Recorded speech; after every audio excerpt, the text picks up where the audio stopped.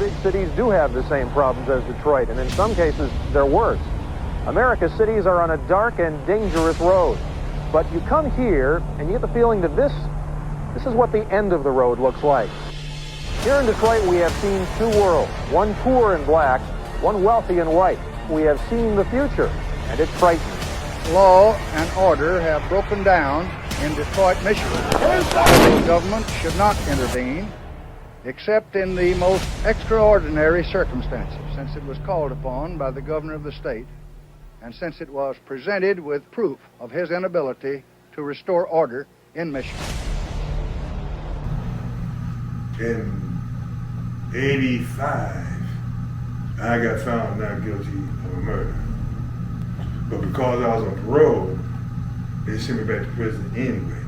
People got on the stand during the trial saying that they seen me with carrying guns, selling drugs, ran bulletproof vests, in the mix. So just by them getting on the stand saying that during the trial was enough for the parole board to violate, because the parole board doesn't have to prove you guilty beyond a reasonable doubt. They just need proper cause to violate your parole. So that was when proper cause to violate my parole.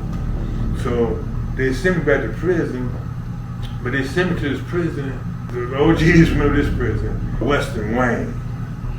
Matter of fact, we the inmates named it the Wild Wild West. That's how wild it was. It used to be the Detroit House of Correction, we call it the HOCO, Detroit House of Correction. That's what it used to be. If you're doing less than a prison time, Detroit would send you to that facility to do your time. Most times it was like a year or less. When it got condemned, the state took it over and turned it into a penitentiary. I couldn't believe what I was seeing. It was like big pieces of the building, boulders and stuff laying all around everywhere. Lead pipes and stuff laying around everywhere.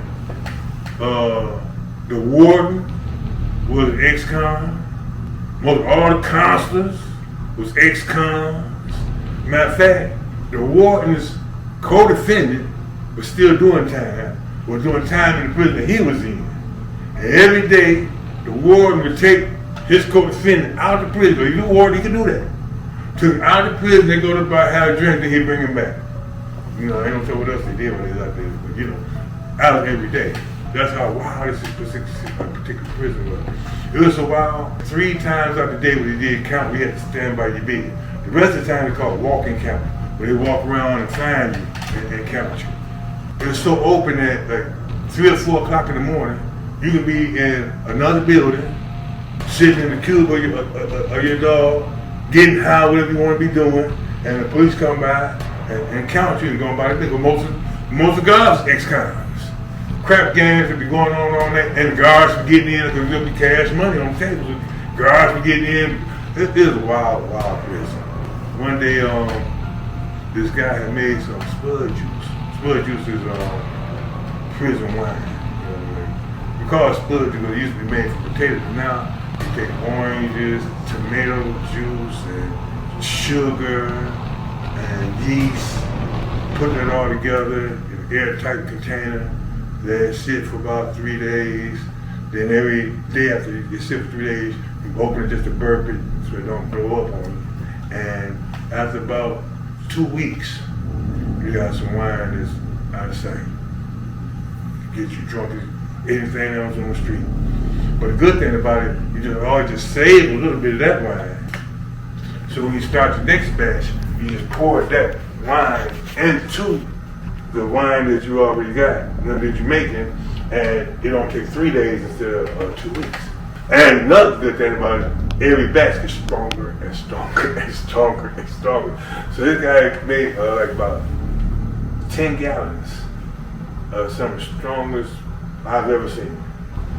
And it was so strong that 1,200 people, 1,200 inmates at the time, everybody drunk. Everybody drunk. So y'all is kind of in an uproar anyway because the night before a murder jumped off, I was laying in my bunk and I seen a guy dressed like a ninja, like this, in his hoodie. He jumped through a window that came to our joint. I see he had a knife. I thought he would kill somebody. I'll sit up. He come to the queue behind me and jump out that window and go into the next building. He jumped to the next building, stabs the white boy in the chest by his feet. Jumped back in, went back to his building. Next thing I know, cold blue, you know, on the walkie-talkie. When you hear cold blue on the walkie-talkie, that means it's an emergency. But the prison been wide open, it's just like we was on the street. Everybody walked to the front to see what happened. They wasn't gonna wait because it was a hill that they had to go down to get to the hospital, the prison hospital. So they weren't gonna wait for that.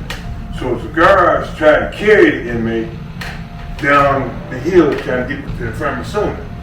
But as they was going down the hill, they slipped and fell and dropped him. He rolled down the hill and he didn't make it. The next day they announced, please do not send any more kites. We already have enough witnesses to what happened. We don't need no more witnesses. A kite, it's like if you want to send a letter to the administration or somebody on staff, they call it a kite. In this particular instance, them snitch kites. Everybody kind of in the uproar, who are the witnesses? And right after we got that news, that's when the brother came out with the juice. So everybody already kind of up in the air because a bunch of people snitched about the murder. They announced it on the thing that please don't snitch no more. So we know a bunch of people snitching. So everybody kind of uproar and they drunk. They all standing next to my cousin talking. His name Mike Martin, but they call him Eminem. He was very well known. And a guy walked up to us to say something. But before he could open the mouth and say anything, a brick came across the sky out of nowhere and hit him in the head and knocked him down. The only people go for this prison are people who are there for parole violation. So they not got the people that doing a whole lot of time. You gotta do time to teach the parole board again. And the parole board can't let you go as soon as they see you. So something you gotta let them trust. My mind I put most of my trust. I call it snitch y'all. My cousin drunk. My cousin had picked up a boulder that was laying on the ground and raised up in the air. I was getting ready to crash it down on this guy's head.